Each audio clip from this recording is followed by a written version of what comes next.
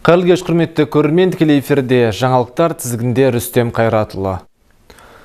Наурыз мейрамы өңіріміздегі барлық мектептерде де аталып өтілді. Мақсат оқушыларға атадан балаға мирас болып келе жатқан салт дәстүрмен таныстыру, береке бірлікке баулу.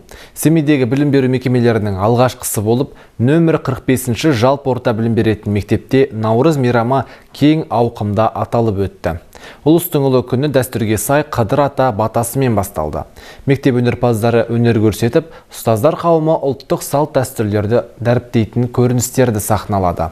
Мерекелік шарада ұлттық ойындар жарысы ұйымдастырылып, киіз үй тігілді. Сонымен қатар жиылған көпшілік Наурыз көжеден дәм татып, мектеп мұғалімдерінің ән шашуын тамашалады. Шараға мектеп оқушыларымен қатар ата-аналары да қатысып, ұлттық дәстүрлерімізді ұлықтады. Құрметті ата-аналар, ұстаздар, оқушылар, сіздерді ұлыстың ұлы күні Наурыз мейрамымен шын жүректен құттықтаймын. Отбасыларыңызға амандық, дендеріңізге саулық тілеймін.